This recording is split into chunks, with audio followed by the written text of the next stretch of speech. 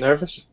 And we're on air, everybody. There it is. Okay, so welcome, everybody. This is Android Coliseum Friday Night Hangout number 18. This is the 1st of March. Welcome, everybody. It's those of you who have never really hung out on this or come to watch our show before. It's our chance to sit down and talk about the recent things that's gone on in the Android community in the past week. So the idea here, guys, is watch our video.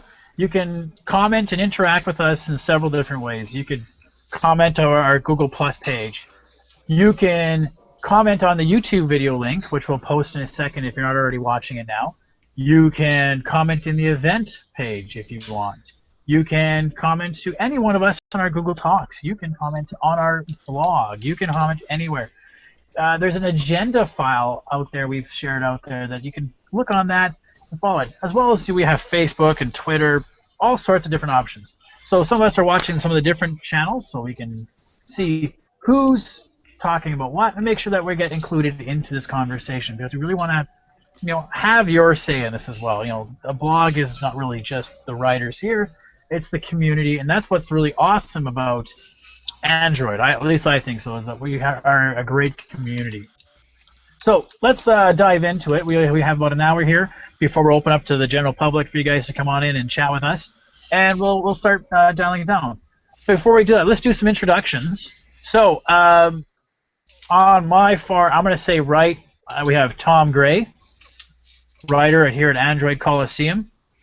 You guys can't see him, but we also have Sylvain Laboris, who is a little bit ill, under the weather this week, so he's just going to be behind the scenes making sure our website and everything's working for us. So thank you, Sylvain, for that.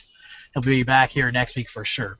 Myself, I'm Ryan Moore with Android Coliseum, and we have a guest with us this week, Mike Wallace.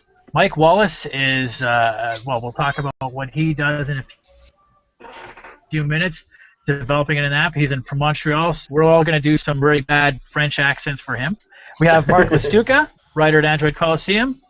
We have Cass Morrison, writer at Android Coliseum. And then we have Brandon Starcevich, writer at Android Coliseum. So let's dive into it, everybody. Last thing I wanted to know before we go on, those of you who've been watching the show, Brandon, was sort of a bit of a traitor when he was playing around with the BlackBerry Z10. He's recently upgraded himself, and he's now got himself a Galaxy Note 2. So he's running a great little device right now. So kudos to you for picking that up. We'll get your thoughts on that in a few minutes. All right, so let's first talk. One of the bigger topics we've heard about was Falcon Pro. Those of you who are Twitter users, and we talked about this a long time ago, was Falcon versus other clients. They've hit something called their token limit, and token limit is a weird thing that Twitter does. They say that if you're not going to use the Twitter app, if you're going to use a third-party app to access Twitter, we're going to give that app developer only a certain number of tokens because we don't want too much traffic coming to our site via someplace else. So they have, I think, what is that, 10,000 or 100,000 tokens, I think it was, limit? 100,000? And they hit that, and they ran up against it. So therefore, they can't sell their app anymore. Because if somebody tries to use Falcon, who hasn't used it before, they're already at the top, right? So what to happen? Well, the guy who developed it kind of came up with a neat little solution, basically refreshed it. He said it sucks, but guess what? And basically refreshed his version. So he has a new flush count of tokens right now. So those of you who have purchased Falcon can go ahead and get your token and use it and continue to use it. What his issue was he's trying to prevent some people who might have been sideloading it via a pirated app or something. So who didn't pay for the service but are still getting a token through it. So we'll see how that plays out. I mean, anybody have any thoughts? Somebody's been using Falcon here, or nobody uses Falcon here? No, I tried Not it much out, of a but Twitter crowd. I did read up on the actual whole happenstance of that. And it's not. He said he's not too worried about people even pirating his app or anything because it was just a hobby for him, and it was more so just all the piracy is causing his tokens to be used up so fast because putting on the price, is causing it less and less tokens to be used up, so he can continue promoting his app, I guess. But yeah, he really doesn't care too much about piracy. Yeah, there was a bunch Well, I of use fear Falcon.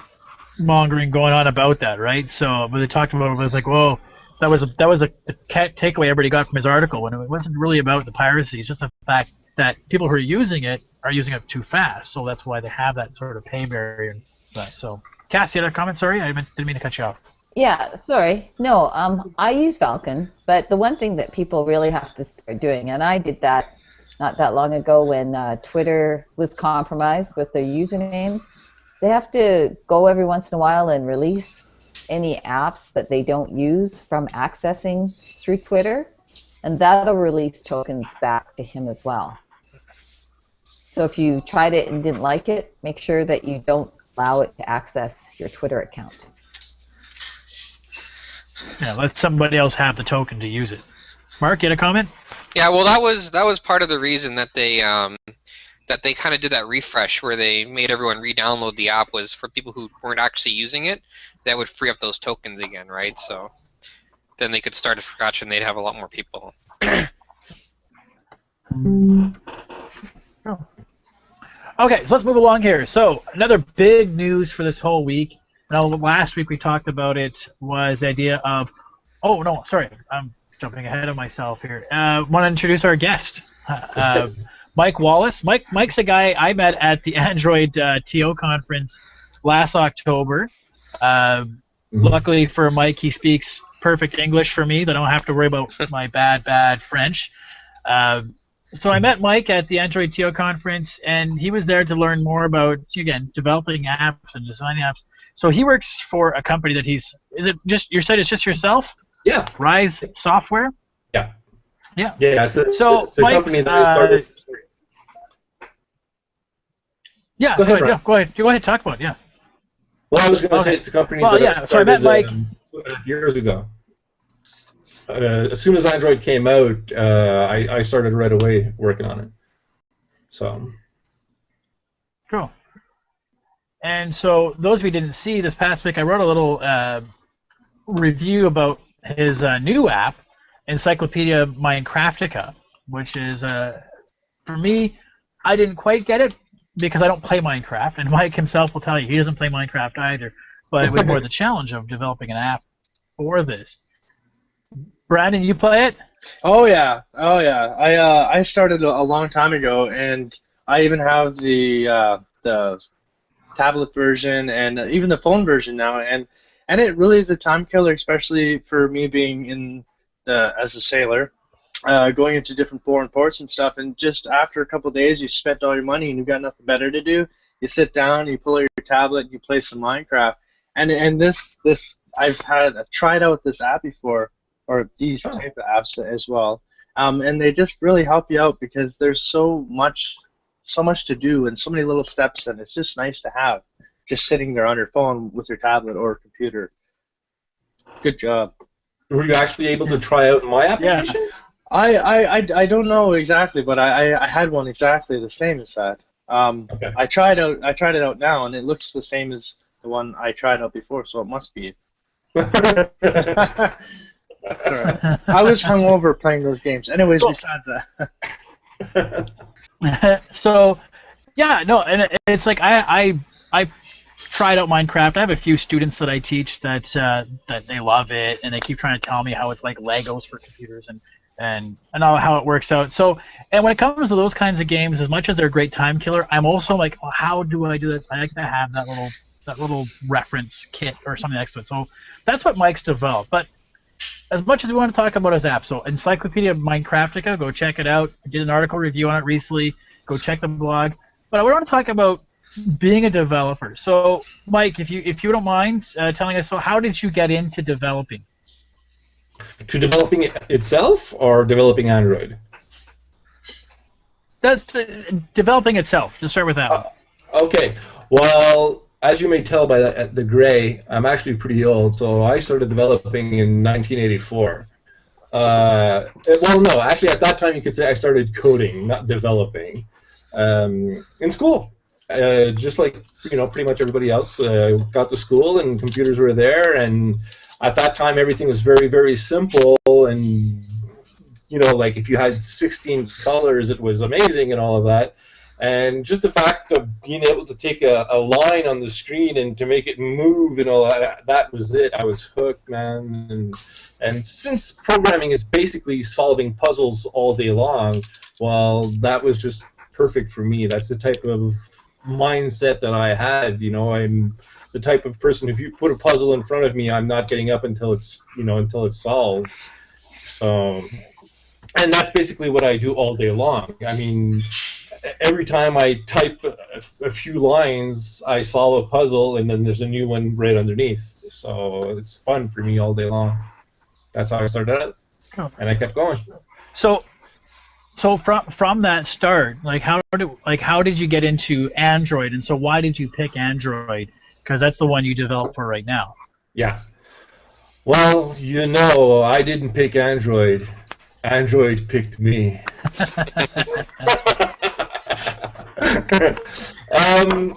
Well, I've been using OO basically since '93, so I've always been in object-oriented programming, and I've learned C++ and Java, and et cetera, et cetera. And actually, I was at home and I had nothing to do, and so I decided, hey, I'm going to try out this new Android programming, and because I already had the phone. I bought the phone because it's Linux based, so I was interested in the phone. Bought the phone, loved it, and then I decided, man, this is really, really cool.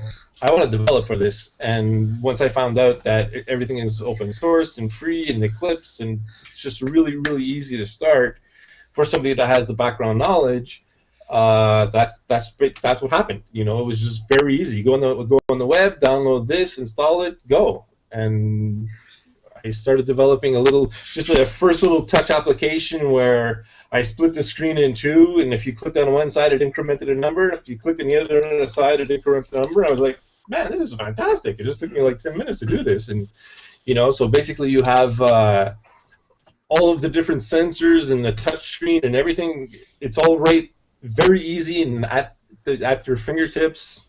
It's beautiful. It's fantastic to work with. Cool.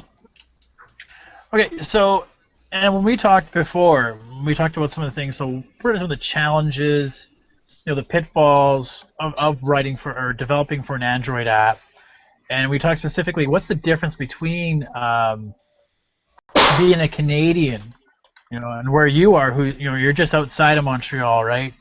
Yeah. So the idea was, what's kind of stuff have you seen as a difficulty of being a coder in Canada or in Android in general? Well, as I was mentioning to you before, when I started out, it was a little more difficult because the Android, I don't want to say the market, well, actually, I don't want to say play, but the Play Store at the time wasn't as open to us. We weren't allowed as Canadians, we were not allowed to buy applications. And as a Canadian developer, I was not allowed to sell my applications. So you were basically handcuffed as soon as it started off. But then that barrier left finally, and right now it's as open here as anywhere else. So as far as barriers go, we don't actually have barriers because, the internet and all. I guess what I could have said before was the advantage that we don't have is the live community, being close to actual Google developers, not just Android developers, but the actual Google developers who are all in the States and all of that, all of the different conferences that they have in the States. We don't have easy access to that. I mean, Google I/O is great and all, but it costs a fortune to go there. I mean, you get the devices, but you still have to pay to get there. Whereas there's a lot of people who just walk down the street and go to Google I/O. It's like, well, thanks. That's great for you, not for me. So everything that's physical. What do you find the difference between? Sorry, I was going to say, Yeah, so but nowadays we see a lot more of the the Hangouts on air with Google developers. Right. You find that is much more handy.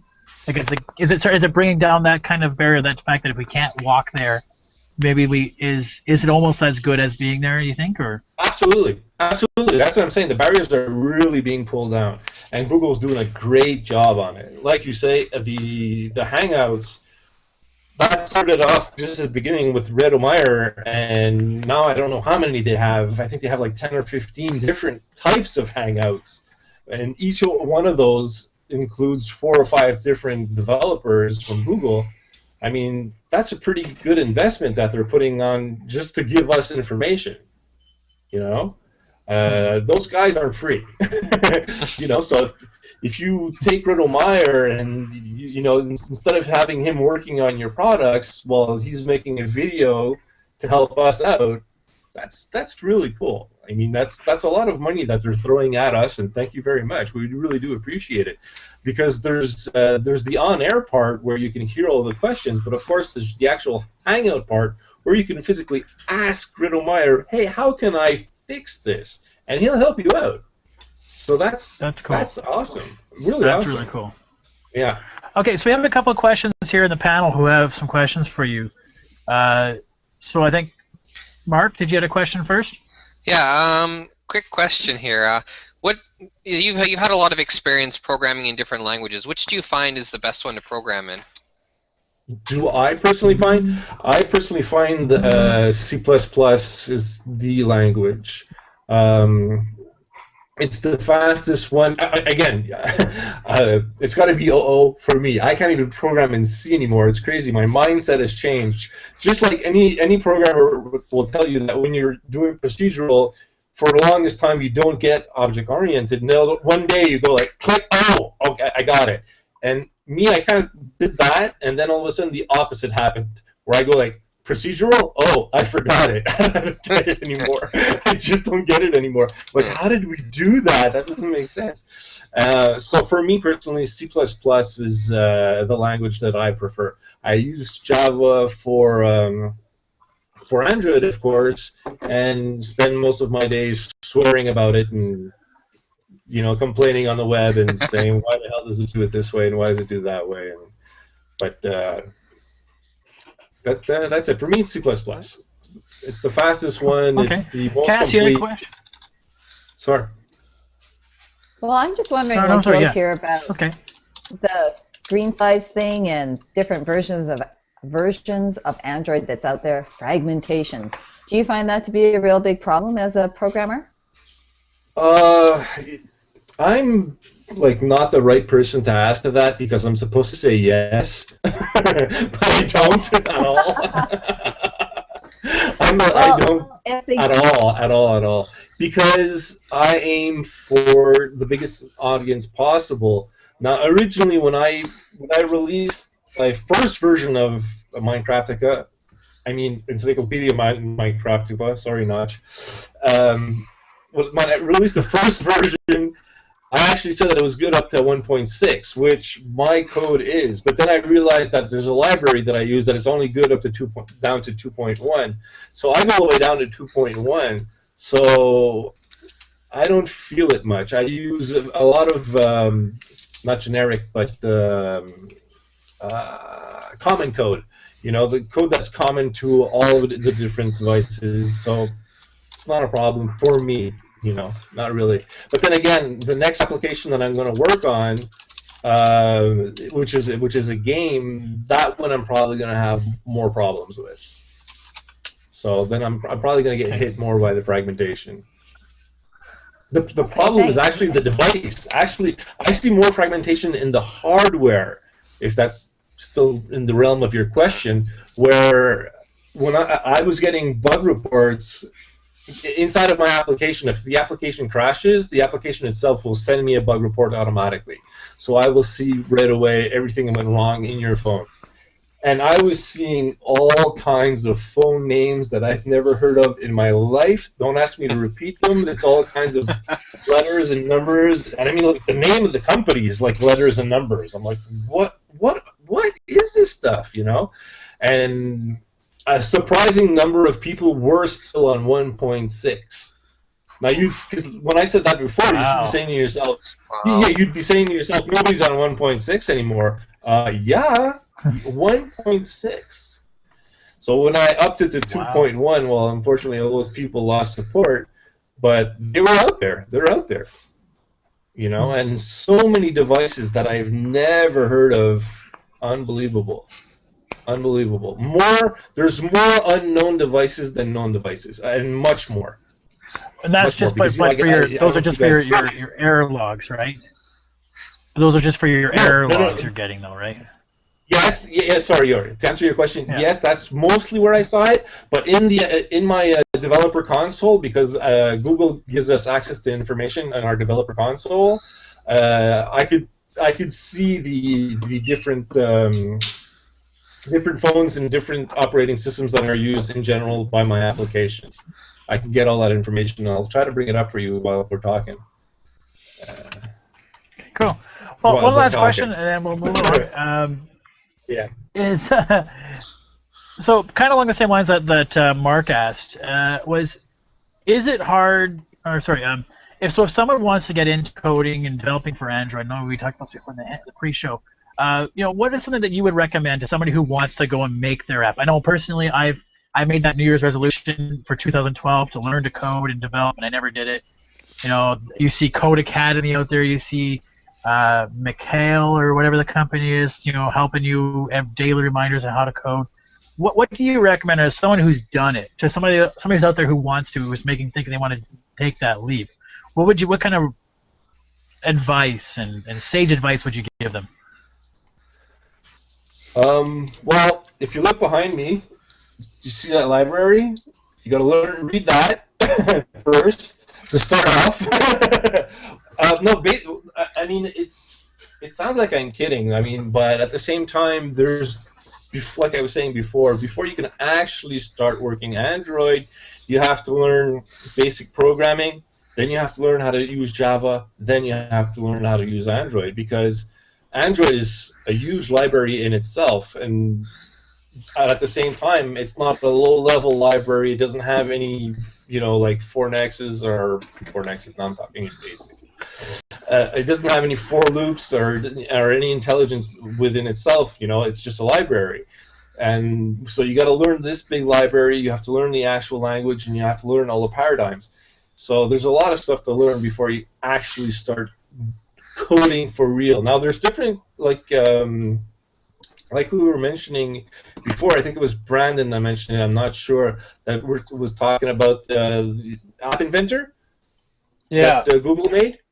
That's kind of like a very, very high-level tool that can help you make an application, but then you're not really a programmer in the sense that you won't be able to make whatever you want. You'll be able to make whatever is in the realm of possibilities of App Inventor, and that's limited in itself. But it's still cool because you can make a certain fun app. I mean, if you back up in time, in Android time, when it started out, Aaron Caston, who you probably know, he actually made an app that downloaded something between 5,000 and 10,000 apps, and it was just like, if I remember, was it a fart app or a swearing app or something like that? It would just swear back at you or something like that, But he made it, and he's not a coder, and he made it and downloaded. So but it was, like I said, it's not Angry Birds; it's a fart app.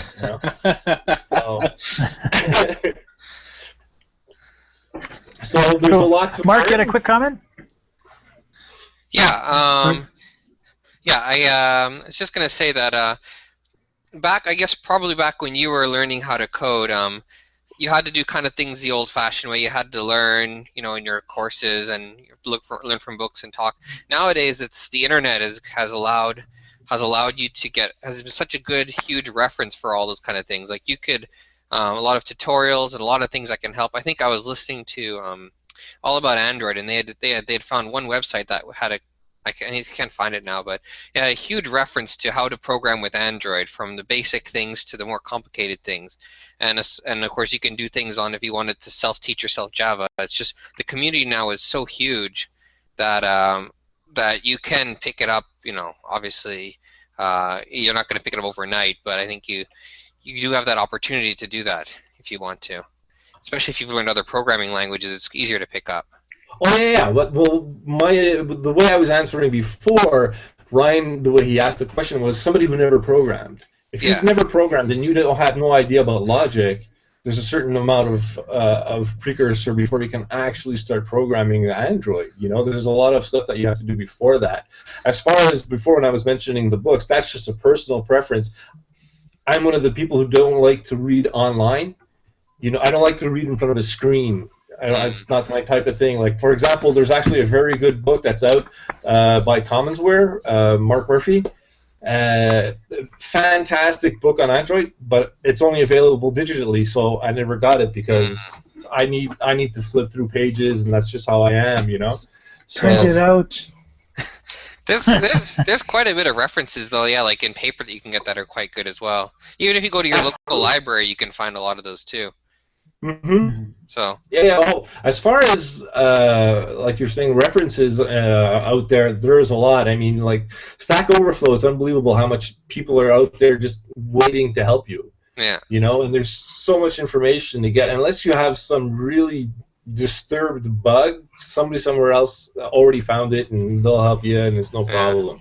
But that's once you have a certain amount of background in you. Yeah. To start from nil to go to be an Android developer, you have some work in front of you. Oh yeah. So. I actually just found out. Oh, sorry. I actually just found out. It's not related to Android per se, but that on Chrome they have a scripting. That Google has a scripting app, and I thought that was quite. It allows you to integrate with all their Google services, and you can develop scripts that can use all Google Docs and your emails and everything. And I actually want to start doing stuff for that, because then I also, what I do extensively at work is VB, because we use Microsoft, all Microsoft programs there, Excel and everything, and I can translate some of those to Google Docs probably. Mm-hmm. But I didn't realize I had that. It's pretty good scripting, online web-based scripting program. If you're still interested in the numbers, I have the numbers in front of me now. We were talking about fragmentation before. My application on Android 2.33 to 2.37, 36.5% of the people are still on 2.3. That's a pretty big amount. Less than average right now. That's a pretty big amount. I think they're People just don't. I think overall, I think right now it's just under 50, But interesting, yeah. And I remember we were at the Android TO conference, and the guy from Tumblr was talking like, you shoot for that 2.3 because there is still a huge number of people on 2.3 right now. So. Well, that's what I'm on. Okay, so. You gotta get that phone. Come on, Mike. One of these. I'm on 2.3 by preference. I have the Google Nexus, and I don't like it. I don't like it. I prefer my 2.37 on my HTC. It's just how I am. I'm old school, man. Okay, I'm just old. Old school. It came out 2 years ago. I'm just old. Okay. So anyways, let's get moving along here, guys, and let's move along. So, big news story this week was Mobile World Congress. Lots of new stuff to keep going on. Basically, what I was doing was I was making that list of all the devices we had seen. So if you guys had seen that article, go take a look at it on the blog. And I kept track of every device that's out there. So what we can do is just go over people here and see what device we're most interested in. Personally, my favorite out of the Mobile World Congress was the Pad Phone Infinity. I'm loving this idea that I could take a device with me, plop it into some other desktop device, whether it be a tablet and eventually, hopefully, a computer. Work on it, take it back, go on the subway, work on it, get home, plug it into my TV, as Tom was talking earlier, plug it into my computer at home, and it's one device everything else would just be screens. If I'm using the powerhouse of one device, it's one interface. So that's I like the pad phone. Anybody else have any other thoughts? But they were interested in seeing this from Mobile World Congress. I like the pad phone. Any favorites pop out from their head? I mean, my dream, as you mentioned, is I wanted it to be on a TV that I would walk home, take my phone, put it in the back of my TV, and say, "Hey Google, I want to watch The Simpsons today." All of a sudden, my guide pops up, finds The Simpsons, starts playing. "Hey Google, I want to text my wife." Window opens. This is what I want to say, or even have a touchscreen TV at the time. Go boop, boop, boop, done. I mean, just totally go like Iron Man 2 with it. Just the whole big pop-up screens everywhere. That's my dream. So you gotta sign up for Google Glass then. Jarvis. Yeah. Americans only. All right, Brandon, what was your takeaway from Mobile World Congress? Yeah, your device is my favorite as well. It's the Asus pad phone. It's just such a neat idea. But I'll talk about the other devices that interest me. Besides the awesome sapphire glasses that they have there for the displays, that's amazing. Was the Galaxy Note 8.0. I just thought it was neat, and it's a good size in between. And I have the Note 2. And it's wonderful, and I believe Cass has the 10.1 or 10.0 is called. It's a nice size, and they didn't pick 7 like everybody else did. But the most interesting thing is they asked Samsung why put the capability to use your phone as a phone, and they said why not. Right? I mean, I know guys that have dual SIM and have 2 different accounts, and some are just prepaid accounts and stuff. And if that's what they want to do, and it's unlocked, and that's awesome. But of course, Rogers or someone they're going to try to sell it on a contract, which I don't agree with for tablets. So that was that. Yeah, we could have a huge conversation on data sharing for sure. For good size, yeah. Cass, your takeaway from Mobile World Congress? Well, I was kind of disappointed. I didn't think it was exciting as it has been in the past. Like, a few phones, and actually a lot of phones. I like the Pad Phone Infinity as well. I like that idea. But, yeah, kind of bland.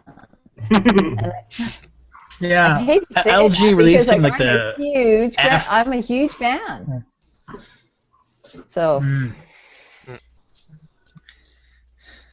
Mark, what was your takeaway from that?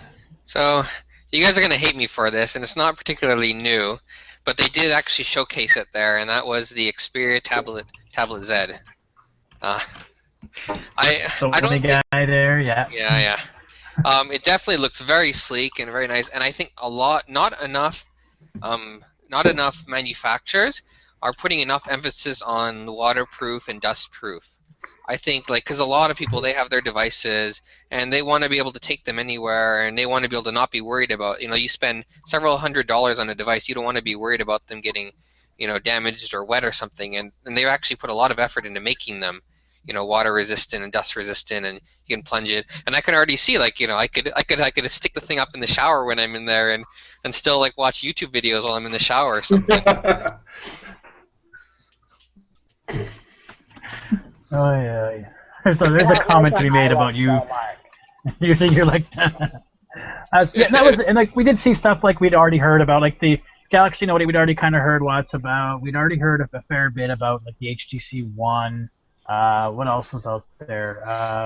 The HTC One. Wasn't a lot of groundbreaking stuff, but it was out there. It was some neat stuff. So yeah, but then again, we really have the next thing is the Unpacked event from Samsung coming around the corner. So the S4, what's that going to look like? And then the matchup with HTC One and the S4, what's going to take it? So, there's a whole bunch of Sony phones as well, though, that are in the pile. Like the Sony phones have really, this year, they're very attractive. Yeah. And when I was looking at Fred's, when I got that BlackBerry 10, I did shop around a bit, and the Sony was very nice. And it is hardened, like Mark says. Yeah. And then Sony, they consider themselves to say they're only going to go for top-end devices this year, wasn't it? They're looking at only releasing some premium stuff. Well, we'll see. I mean, like I said, like my wife has the Xperia Go, and it's not by any means the top end, but it's still a very solid device for any everyday use. I don't see why they would isolate that market, because I think they could do pretty good in that market. But they may want to do that. They may want to do what they want to do just to simplify their device lineup. All right. So let's move it along here. So the other things we saw there, we saw some unveiling of the Tizen OS, right? We saw the fact that it was going to be particularly going to be matching up itself with the old beta from Samsung. We saw the Firefox OS come out. We saw a little bit more information about the Ubuntu OS, for touch. So many things. We saw some awards. We saw the Galaxy S3 and the Nexus 7 take first prize for the best device. I think it was called. Samsung cleared house, and they won a bunch of devices. Yeah, so a lot of neat little things that were out there. So who knows? Moving along, we also saw the HTC One. Speaking of that, it's now up for pre-order on Rogers right now. So that's a pretty cool little thing. Plus, they're actually having a rebate right now. So if you want to trade in an old device and show them proof that you bought an HTC One, they'll give you $100. Wow. Which is kind of a cool little they originally, why not, right? They originally said they weren't going to do that HTC Canada, and then they backtracked just like today or the day before, and they said, "Oh, actually, we were going to give that to you guys." Yeah. So yeah, I got the email today from my contact there. You have to give them your old device. Yeah, go ahead, Bren. You have to give them your old device, or just have to have proof. Yeah. No, you send in your device as a trade-in. So what happens is you go and buy the HTC One somewhere, and then you show them proof, and then send them your device, and they'll do it for $100. Now, yeah, Tom makes a comment of, what if I have a Nexus 4? Like, you got $100. But if, let's say, if it wasn't the fact my wife upgraded to the Nexus, she would probably be still on her Acer Liquid E. $100 for that might be helpful. So that's what kind of the neat things we've been seeing out there. I'm kind of looking forward to that HTC One, just for the fact that we can talk about ultra pixels. I can be the douchebag that talks about, well, mine have ultra pixels, yours just have megapixels. But I have an article all about ultra pixels if you guys want to read that as well. You may have 13 megapixels. Quick reminder, guys. I have 4 ultra pixels. We'll take that. Because they actually just released the Zoe share site, right? Because that's what they call their app, right, on the HTC One, the Zoe. The pictures are Zoe. So they have a Zoe share site now up and live. So you can start comparing what they're going to look like. So that's kind of interesting. Mark, your comment? Yeah, something irked me about the entire thing is HTC used too many buzzwords. They're like, oh, we got, they got Zoe, and we got BuzzFeed, and we got Boom Sound. Like, Boom Sound, really? Boom. Really? I told you they're getting away from that other thing they had. Well, I think it's still Beats, but they're just calling it Boom, right? So, it's marketing. It's marketing 101, right? You give it a name, you throw it out there. We'll see what. Remember where they weren't called smartphones. Remember when Google came out and said they're super phones? Mm-hmm. Bell Who said calls them a super phone besides Bell, right? Other than that, yeah. All right, so on to the poll. This past week, I asked you guys a question. What do you guys do to theme your phone for holiday times? My favorite holidays coming up: Pi Day, March 14th; St. Patrick's Day, March 17th. All right. So I asked you guys a few questions. Is there anything you do to your phone that you get it ready for that Christmas time or that Easter time? Like I like putting on the what do they call it? The Advent calendar for my kid. Brandon was talking about changing his vibration pattern to jingle bells. Cass got me on that Paperland wallpaper that showed Santa moving in the background. So I'm looking through the results that I've had, and a lot of boring people. A lot of you guys like Mark and Tom, just Just leave it as it is. Yeah. I don't like to celebrate. You didn't have a none option. You know, yeah, I added it in after. I added in nothing. I'm boring. So about 40% of you guys are doing nothing. You know, and then it's almost a fair split between maybe the ringtone, maybe I use an app to, you know, collaborate with my family to you know who's doing dinners, and maybe I change the theme, maybe I change the wallpaper, maybe a special app. Not many people are buying a special accessory for it, like maybe changing the skin on the back of it, but I thought I'd ask, you know. So if you guys get a chance, go throw your answer into that poll. And again, I like to see what people are doing for their apps, etc. A phone is such a big part of their device, you know, of your life right now. You know, make it part of the celebration too. That's what I say. That's just me. I'm a little phone obsessed. Yes, it is just you. Okay. So, no, not me. Come on. Anyhow, quick note about Firefox OS. I didn't really get a chance to really dive into it. Again, I'm an Android guy. I'm not closed-minded, but I just hadn't had a chance this week to look at it. But what's interesting to hear about it, we've heard people say, is that Sony was interested in looking at Firefox OS, which I thought was kind of cool. And then Samsung quickly shut it down because we had seen Tizen pop in, right? So, Cass, your comment on that? Well, I did watch them. I watched the demo on it, and it looked a little BlackBerry 10-ish and a little Android-ish. But I don't know, like with Windows having Windows 8 having such a problem getting in the market share, and with BlackBerry 10, I just really wonder how much room there is for, you know, another OS like that doesn't have a solid backer.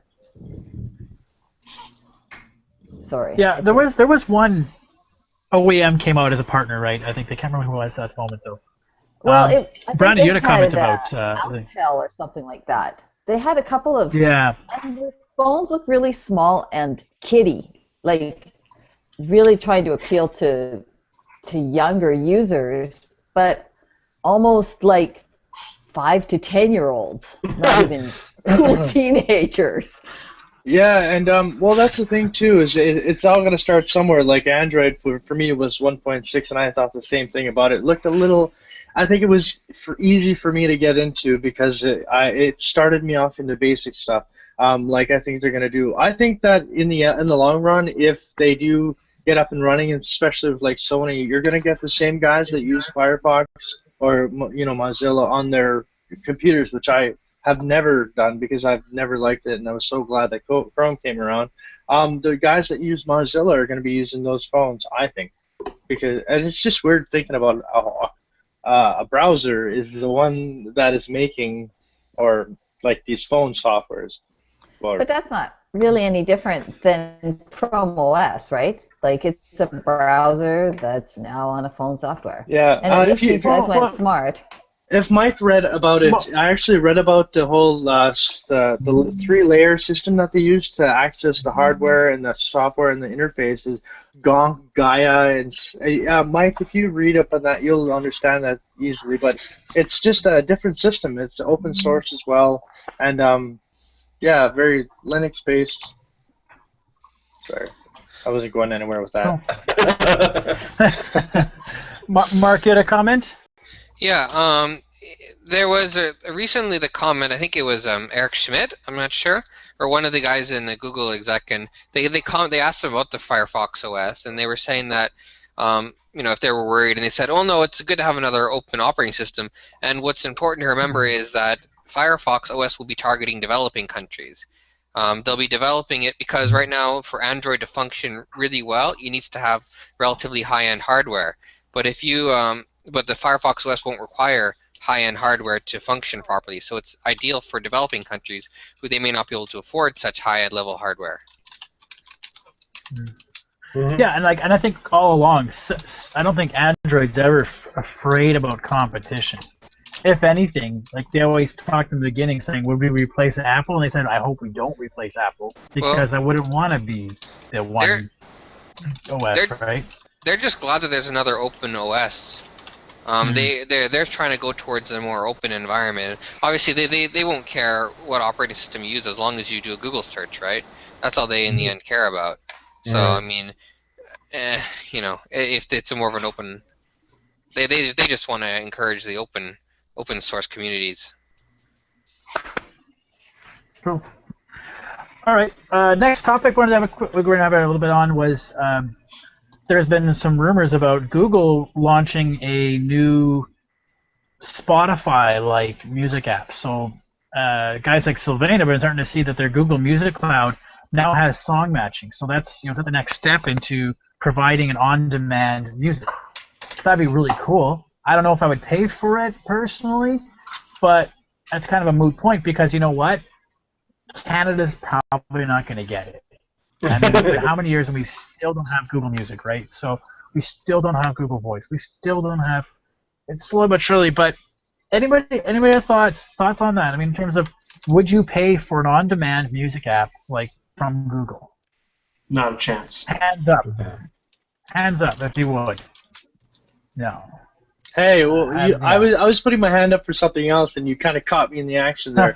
No, when and if Google comes to Canada and is our phone carrier, and they make our data unlimited and LTE speeds or better, because they're really talking about getting Google Fiber here in Canada as well, and but if they do that, we get them as a provider, and we get that unlimited data and stuff. Sure, I'll pay to stream whatever kind of radio or songs they have on there.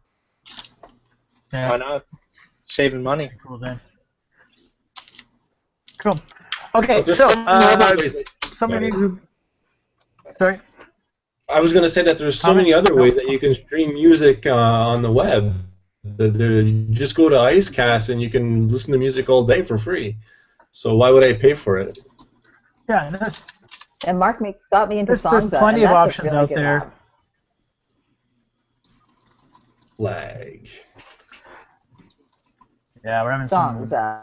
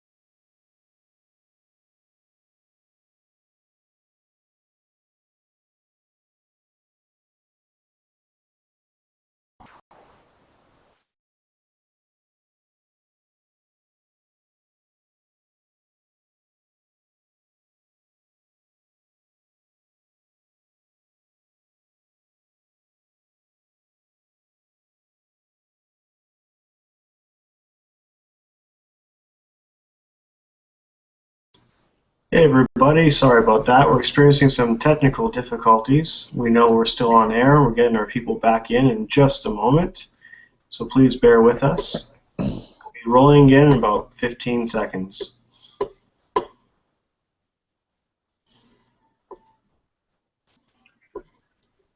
Okay, making sure everybody's here. Are we all back here now? Brandon's coming in. There we go. We're all back in here. Sorry, everybody, for the server crash. We will continue where we left off. So, Ryan, go ahead. All right, where were we right now? We're talking about the streaming service. Okay, so some interesting points about it. So it depends on the cost, etc. Anyways, on to some interesting point from Tom. We want to talk about, because Tom's been writing a quick little article today talking about what stuff he wants to give away. So I'll throw it over to Tom. Go ahead, Yes, Tom. I did a lot of giveaways on our previous blog, and now we're on our own little project here. And I still have a box load of stuff to give away. So rather than just picking random people and giving it away, I want people to earn it.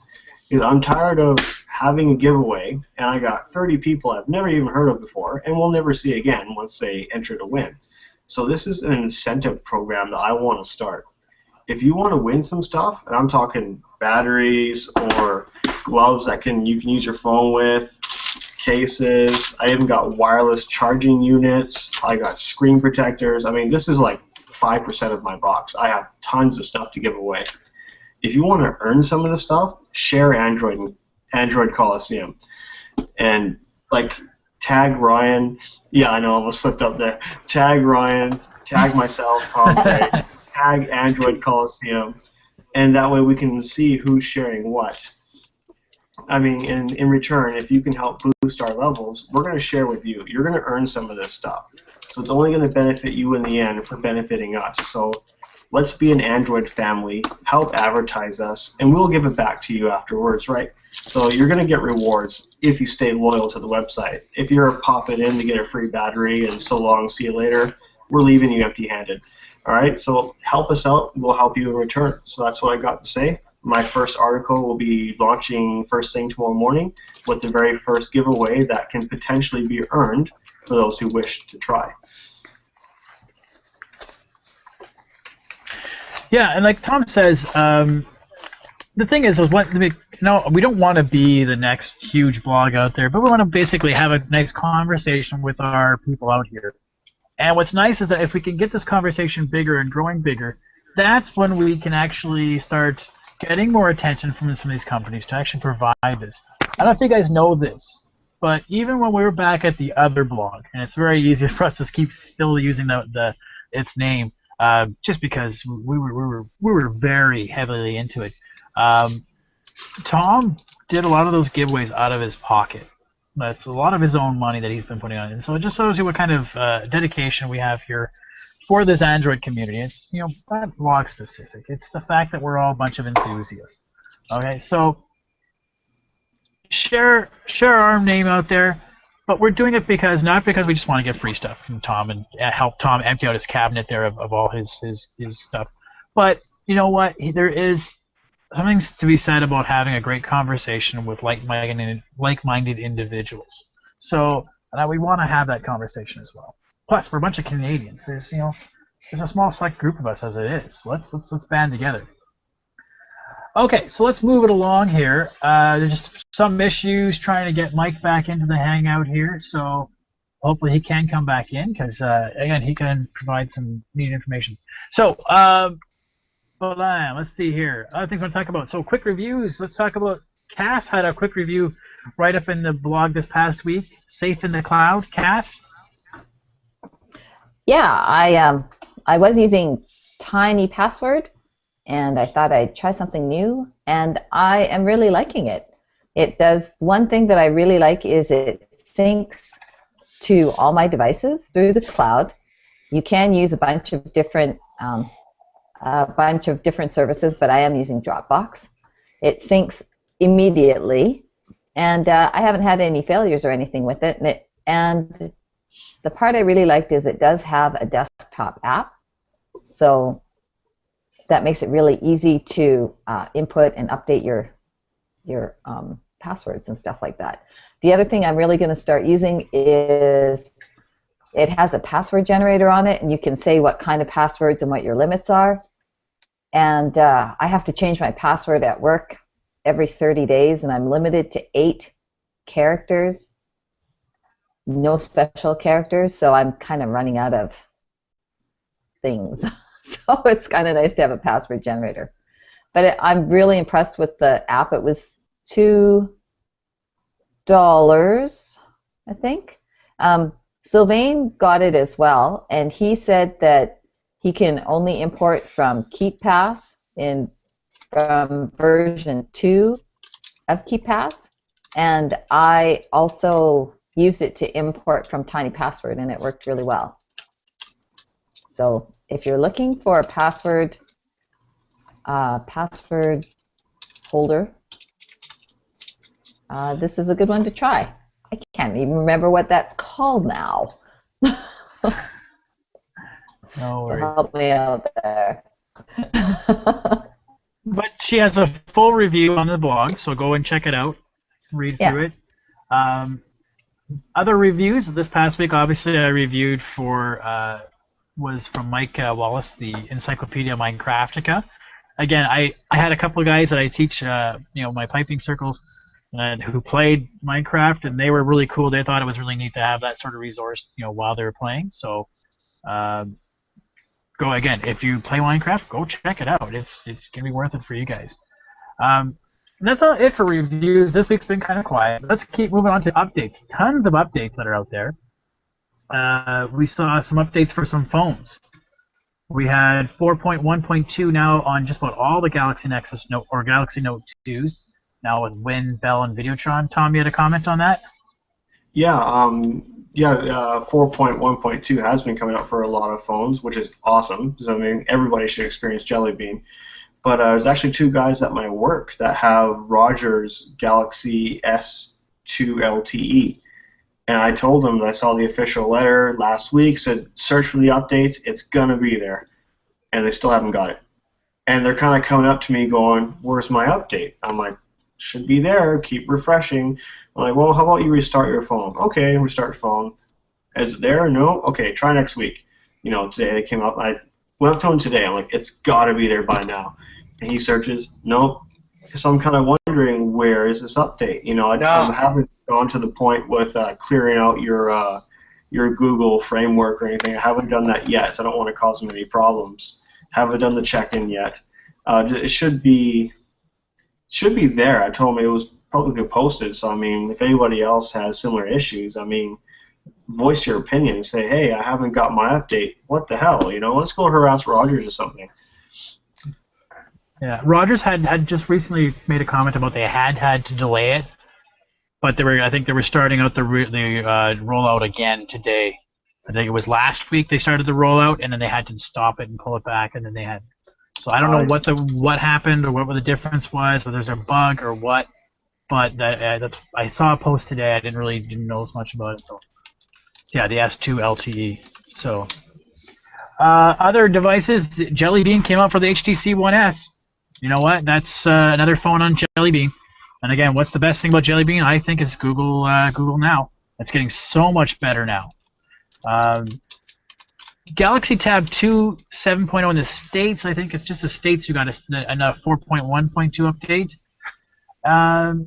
And then a ton of app updates recently. There was Chrome Beta had 2 app updates this past week. A lot of better GPU refreshing and different, text entry, a ton of stuff. What was neat is now that they actually start posting the what's new in the app itself versus click this blog entry to go read all the things. They actually started putting it in the actual Play Store. Dropbox updated. We had Skype updated. We had NFC Task Launcher updated, which is a neat little... Because now you can use NFC Task Launcher with Bluetooth and Wi-Fi as triggers now. So more like Tasker.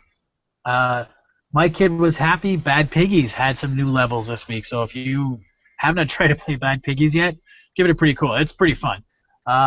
Dash Clock. If those of you guys who've been using Dash Clock, the battery extension app has just updated. That's a 4.2 app. We had a ton of... That's 4.2 only, yeah. So those who are not using 4.2, I'm sorry. I'm sure you can root and reflash your Galaxy Note 2. You'll do it. I already did. I did, and then I went back. I went back quickly. So that updated. Well, there's a bunch of other ones. Playbooks updated with 90 bug fixes. There's a bunch of stuff. And Mark wants to talk about Pocket Cast updated. Mark? He's muted. Sorry, I got you. Mike's muted. Mike. Yeah, actually, I may hold out to talk about. I can briefly go there, but I might use that one for my special app just because I've gotten back into it. But But that one has been updated, completely revamped the UI and some of the functionality inside. Cool. Okay. So with that being said, let's move on to the App Coliseum portion. Okay, so those of you who haven't watched one of our shows, App Coliseum, something we dreamt up in terms of how we first started these Hangouts. We started just talking about, hey, have you tried this app? Hey, have you tried that app? This app's pretty cool. So we kind of built on that. So the App Coliseum idea is that we all share an app that we kind of thought was really cool this week that we think you guys should try out. And so when we go off air next, I want you guys to come, who else to come in and say, hey, I tried that app, but this is one I like too. So let's share. There's several 100,000 apps in that store, right? So let's try them all out. I'll go first just because it's in the list as first. This week, I haven't really tried many new apps. I got to admit, I've been playing around with a couple. I could use the Encyclopedia Minecraftica just to help Mike, again, put that out there. But I've already done the review on it. However, one app I have been doing, and that's kind of dumb, and I have to admit, anybody ever play 4 Picks 1 Word? That's nope, mine. I've seen it though. It's a dumb little game. It's a dumb little game that I just got addicted to, and I just kind of have to keep going. I have to just keep playing. I keep going. My wife and I both play it, and she's like, "What level are you on now?" I'm on 212. I'm on 250. I have to be 30 or 40 higher than her. I'm on 57. So I'll use that. I'm gonna use 4 Picks 1 Word as my app Coliseum this week. So if you haven't tried it out, it's free. It's fun.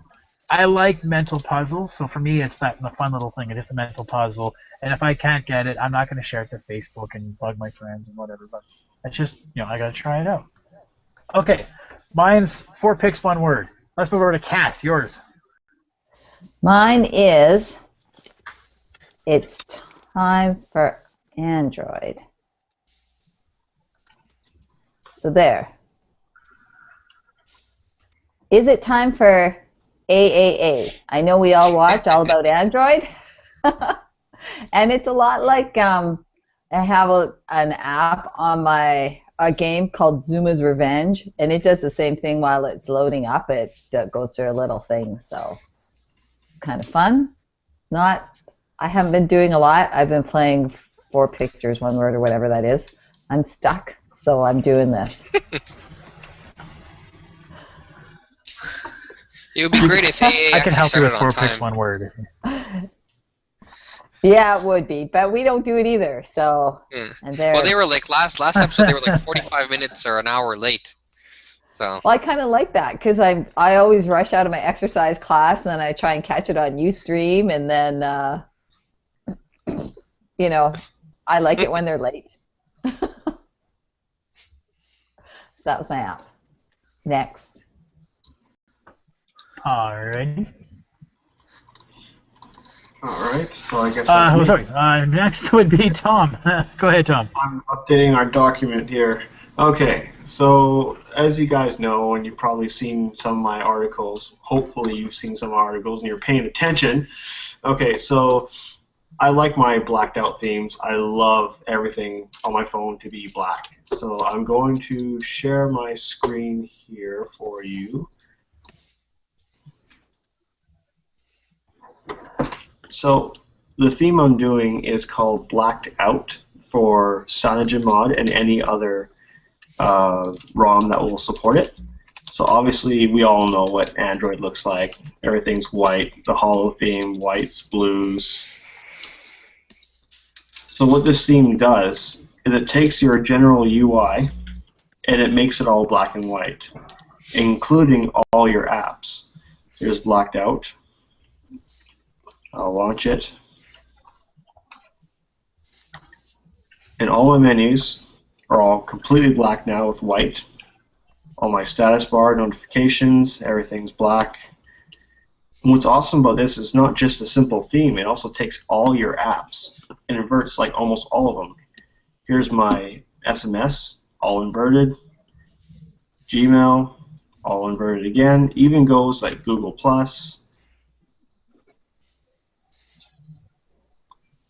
Google Now.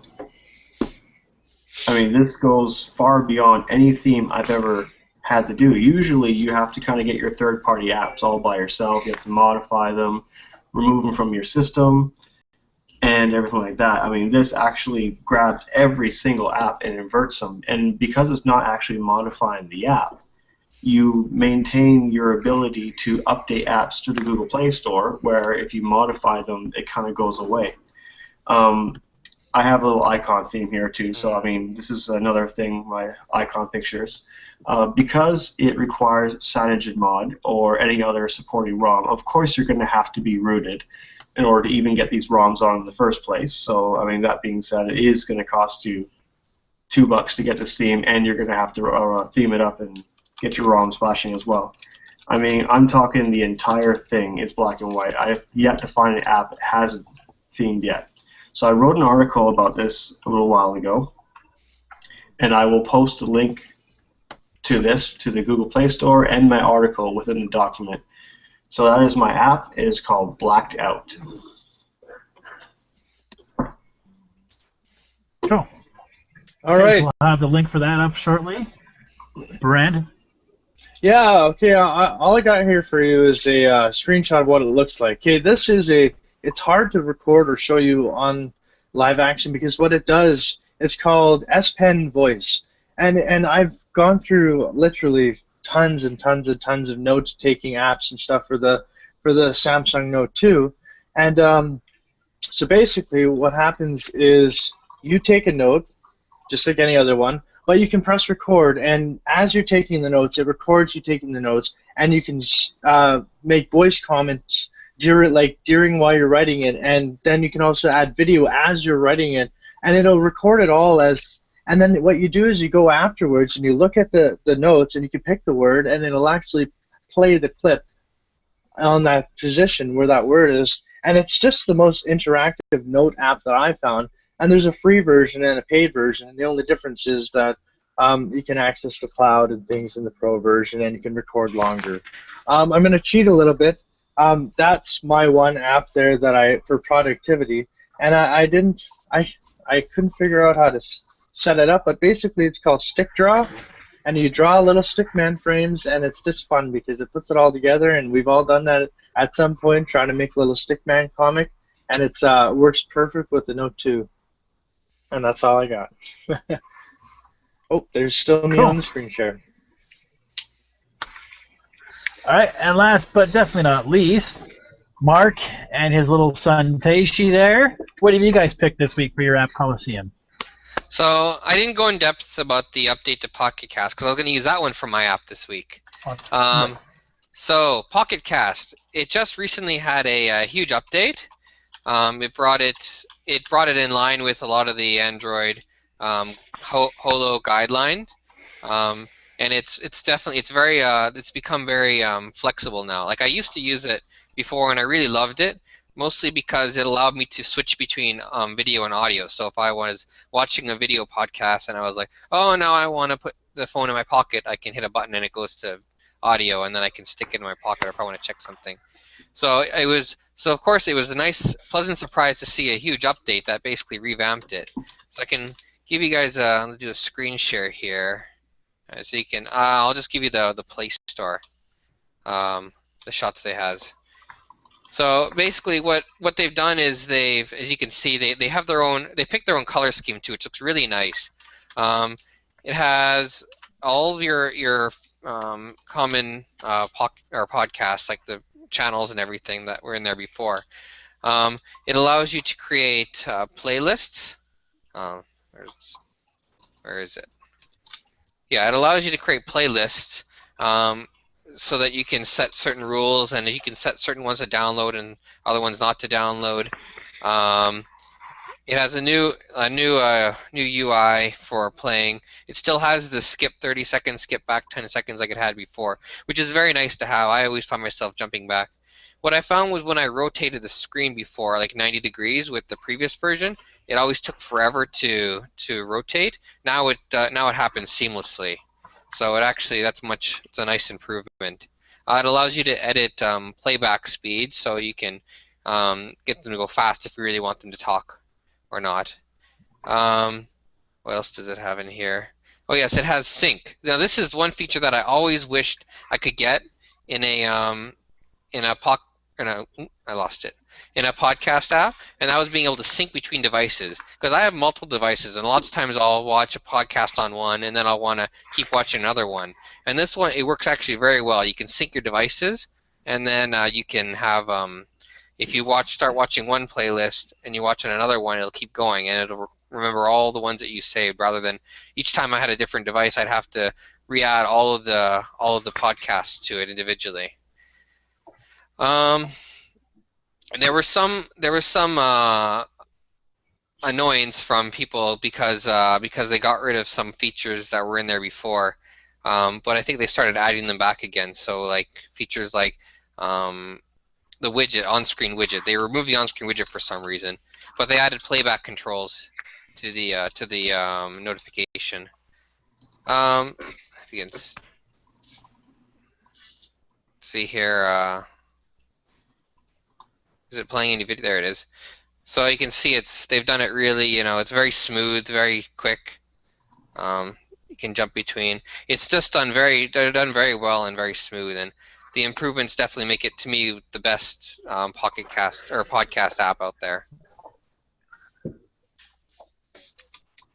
Cool.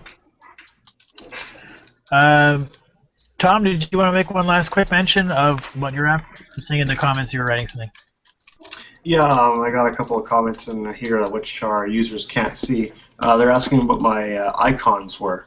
And the icons are called Icon Pack Platinum. And I believe they cost $1. And I'll kind of do my screen share again just to show off the icons just one more time. All right, there you go. So basically, you launch this icon pack within your Nova launcher or your Apex or any themable launcher, and it kind of, for me, it fits the screen. I like the circular icons because it kind of matches the Jelly Bean 4.2 with the camera and the lock screen and everything like that. So that was just a really quick detail that I probably should have mentioned. It's not part of the blacked out theme, but it's something that I feel works really good with it. So that's the only addition I had to add to that. And our fellow behind the scenes here, Sylvain, also purchased this theme, and he's absolutely in love with it. So hopefully we'll get some thoughts on his behalf maybe next time, or maybe he'll even write his side on the article and give his own little personal review, which would be nice.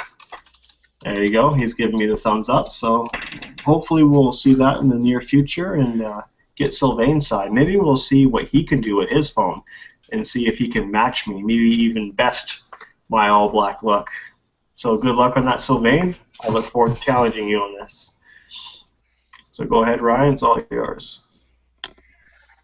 Okay, so that's our App Coliseum portion, guys. So and that basically concludes our on-air portion of the show. So this is our Android Coliseum Friday Night Hangout number 18.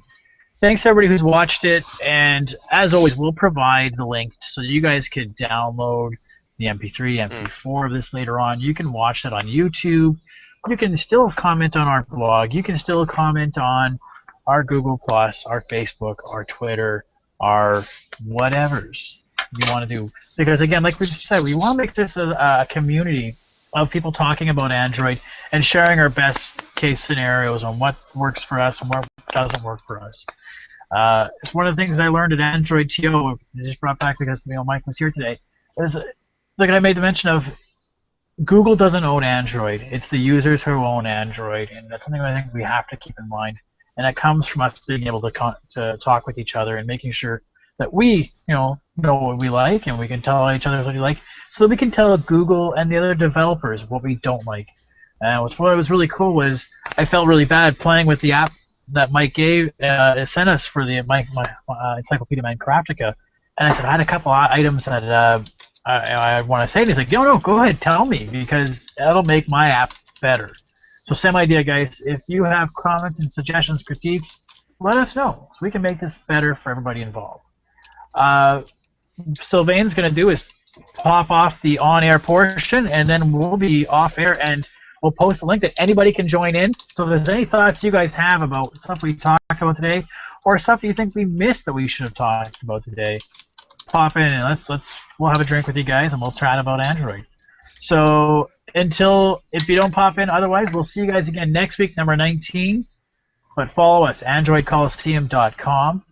We have a Twitter account at Android Coliseum. We have Facebook/Android Coliseum. We have Google+.